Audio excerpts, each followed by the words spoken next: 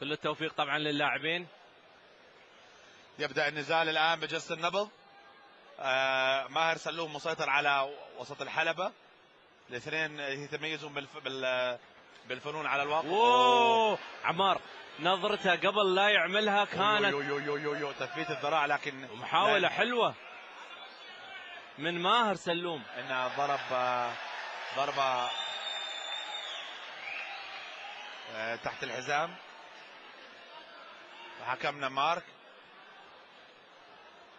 يعيد النزال الى الوسط. عمار شوف نظرة اللاعب عبد القادر، نظرة سجال. اظن لعبد القادر صوان. لعبد القادر صوان ينتهي النزال بالضربة القاضية. ينجح عبد القادر صوان. جميلة صلب عمار، حجر صوان قوية.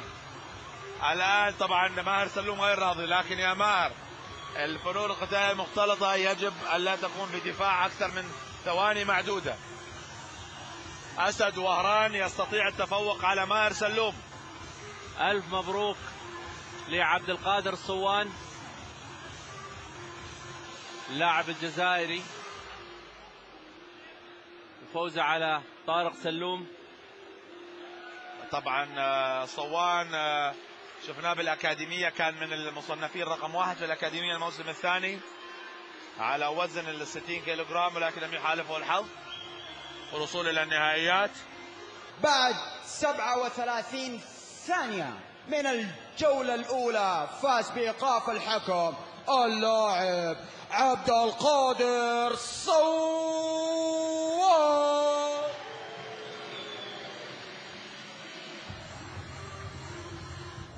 حي جمهورنا اللاعب الجزائري عبد القادر صوان. ألف مبروك على الفوز عبد القادر. في البداية أشكر الشيخ تاعي ومدربي والكابتن تاعي وبمثابة أبي والمدرب تاعي، ونشكر منظمة ديزا فورس. عبد القادر نشوف الشاشة، نشوف هنا الهجمات اللي كانت من ماهر سلوم عليك في الثواني الأولى من الجولة. حدثنا شو كانت الخطة اللي كنت ناوي تلعب فيها؟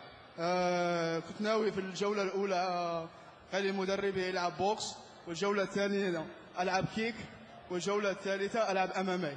هل كنت متوقع أنك تنهيها بهذه السرعة من الجولة الأولى؟ لا، ما كنت متوقع، لكن واثق من نفسي.